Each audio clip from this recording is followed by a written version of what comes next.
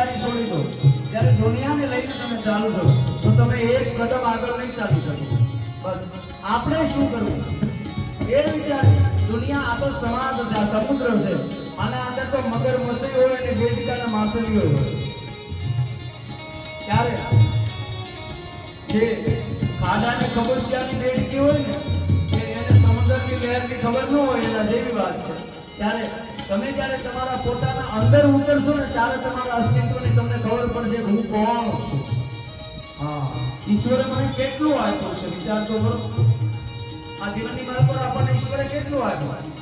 આપણે કોઈની સંપત્તિ જોઈ અને આપણું હૃદય બળે ત્યારે તમારે પોતાને જોવાનું, પોતાના અંદર જોશો ગુણો અવગુણો, ત્યારે તમને સમજાઈ જશે કે હું કોણ, મારાથી મોટું આ જગતમાં કોઈ છે નહીં. એને જોવા માટે સદગુરુએ આપેલી દિવ્ય દ્રષ્ટિ એ આંખ બંધ કરવી પડે, અને આંખ બંધ કર્યા પછી તમને તમારી ઓળખાણ થાય. એટલા માટે ગંગા સતી કહે છે કે પારકાના અવગુણ ન જોશો ભાનભાઈ, બસ પોતે પોતાને ઓળખો.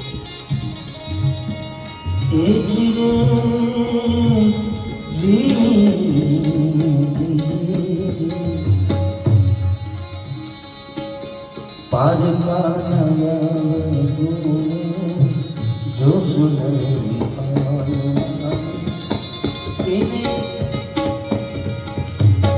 कहिए हरी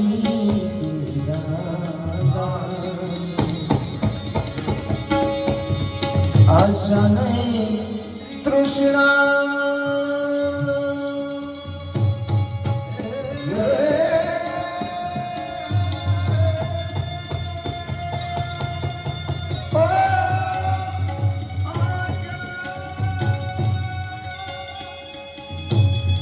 आशा तृष्णायन के नहीं उर्मा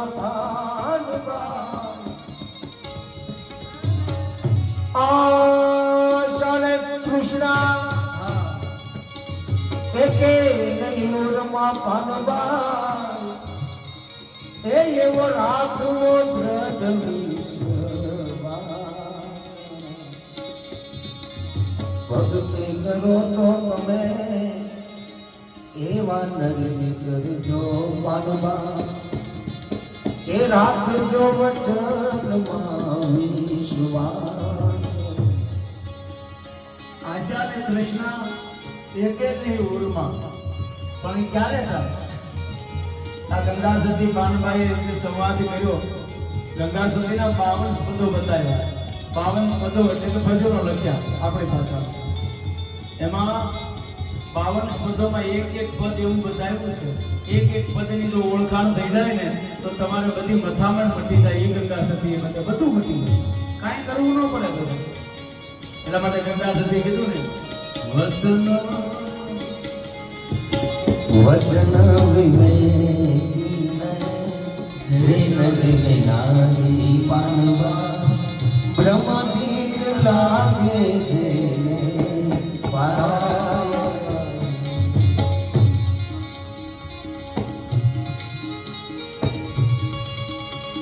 ગંગા સતી વધારો વસન વિવેકી, જેની પાસે વસનનો વિવેક છે.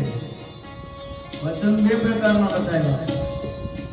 એક પેલું વચન આપી દે ને પછી આ પ્રાણ વહી જાય ને તેમાં બદલાવ ન આવે. એટલા માટે કીધું રઘુકુલ રીતિ સદા ચલી આવી, પ્રાણ જાય પણ વચન. પ્રાણ ભલે વયો જાય પણ એનું વચન ન જાય.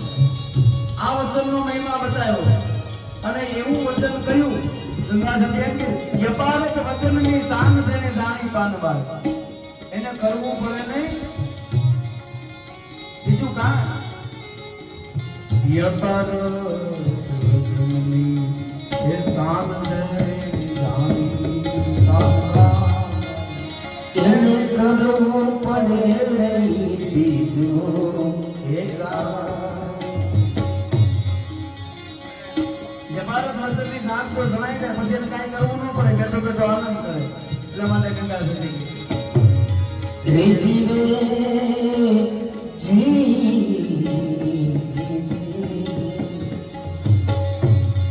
भक्ति जो करो तो एवा करजो पानबा. આવવાની નહીં. એ રાખજો વચનમાં વિશ્વાસ. ભક્તિ કરો તો હારા. ગંગા સતઈ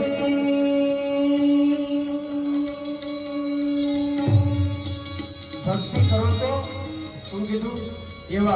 એવાની નહીં, પણ એમ નહીં. ભક્તિ રે કરો તો પાનબાઈ એવી રીતે કરજો રે.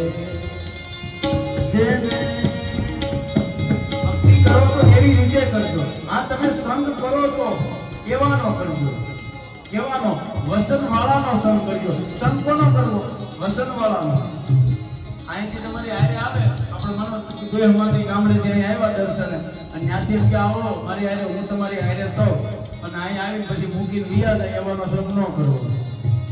અમારા ભીખા લાઈટ થઈ ગઈ. હા, પણ સંગ એવાનો કરવો કે કદાચ પ્રાણ વહી જાય પણ વચન ન જાય. એ ઠેક કરીને તમારો હાથ મૂકે નહીં. અને આ સંઘની વાત કરીને, આ તો ખાલી દ્રષ્ટાંત છે. આપણે આપણા ગામડેથી અહીં સુધી આવ્યા ને, આ તો દ્રષ્ટાંત છે. પણ આ સંઘ એ પતિ પત્નીનો છે, મારા અને તમારા સંસારનો છે, શિવ અને શક્તિનો છે, ભક્તિ અને શક્તિનો છે. એકવાર હાથ પકડી લીધો ને, એ પછી જીવનભર મૂકે નહીં ને, એનું નામ જીવન છે. એની વાત બતાવી છે સાહેબ. સંગ એવાનો કરો, ગંગા સતી એ બતાવ્યું. એવાનો એકવાર સંગ કરી લ્યો ને બાપ, આપત્તિ વિપત્તિ આવે, અરે કદાચ ખાવા ધાન ન રહ્યું હોય ને, તો એની પત્ની એના ધણીનો સાથ ન મૂકે ને, હાથા અર્થમાં પત્ની કહેવાય છે. એના માટે આ કથા છે, અને એટલા માટે ગંગા સતી કહે છે એ જી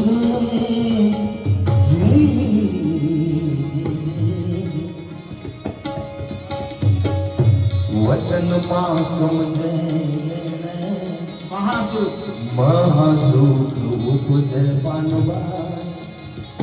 એ પછી કતરે ગંગાજી કેમાં સમજે? વચનમાં સમજે. સાંભળજો કેવો મહિમા બતાવ્યો. આ એમને આપણે કાયમ બોલીએ છીએ, રઘુકુળ રીત સદા ચલી આઈ, પ્રાણ જાય વચન નો જાય. ત્યારે બોલીએ એના અંદર કેટલો મહિમા, આખું જગત એમાં સમાયેલું છે. સમજી લેજો, એક વચનની અંદર આખું જગત સમાયેલું છે. ગંગા સતી વચનને પ્રાધાન્ય આપ્યું. એટલું નહીં, મહાપુરુષોએ કહ્યું છે, વાણી છે, વચન થકી સંતાને સુર, વચન થકી સંતાને સૂરજ સર્જ્યા છે. અરે વચન થકી માયાને મેદની. આ જે માયાની હમણાં વાત કરી ને, એ માયા પણ ઉત્પન્ન એ વચનમાંથી થાય. વચન થકી માયાને મેદની. અરે વચન થકી સમુદ્ર બ્રહ્માંડ રચાયા. એક નહીં, એક વચનથી સમુદ્ર બ્રહ્માંડની રચના થઈ. વિચાર કરો, કેવડું વચન, એનો કેવડો મહિમા. અને એને જાણે પછી સુખ નહીં, એને મહાસુખ જ ઉપજી જાય બાપ. એને કોઈ સંશય નહીં, એના જીવનમાં ક્યારેય દુઃખ ન આવે. પણ એને જાણવું, માણવું અને સમજવું એ બહુ કઠિન છે. બોલાય તો જાય અહીંથી, વાતું બધી જાય બેઠા બેઠા, પણ જ્યારે એ જાણવું, માણવું, જ્યારે એને ગ્રહણ કરવું, સ્વીકારવું ને, એ બહુ કઠિન છે.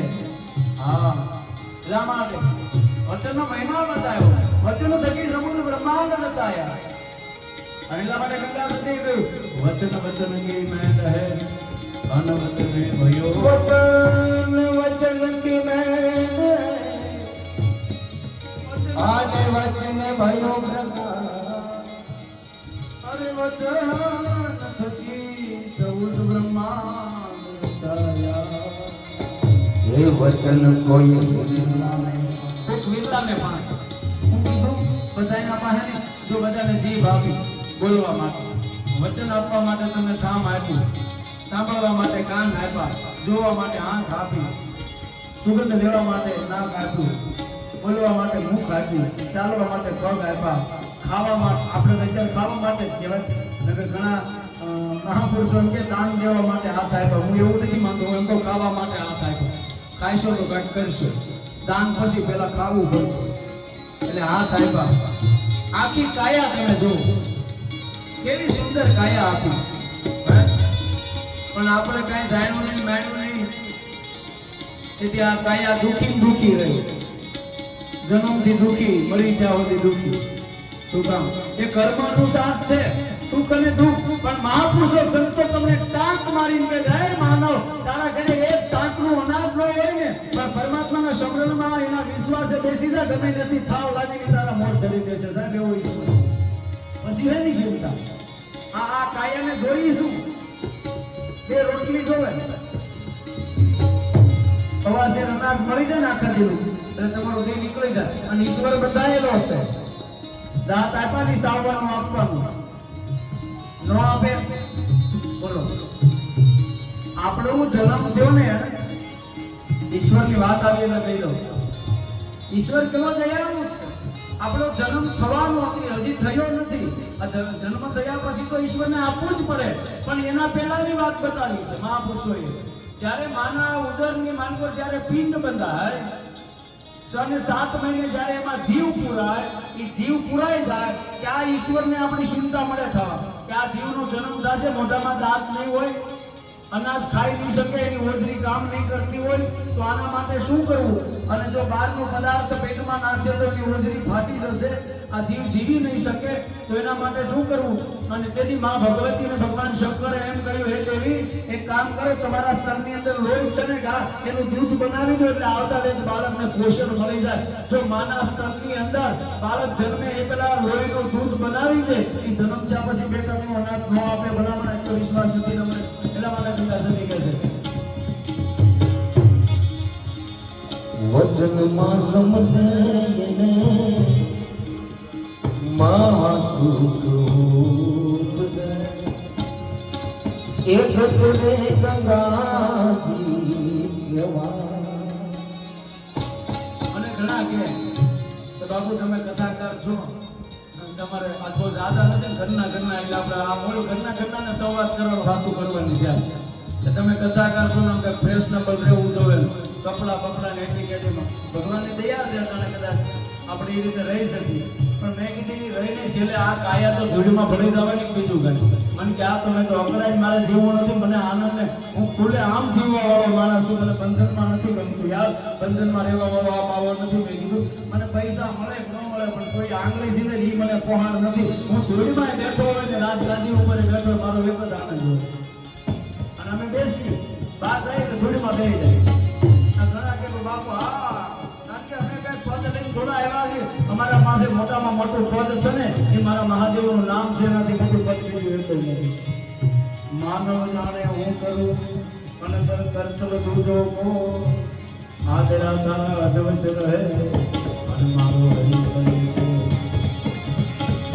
એ બાંધે બે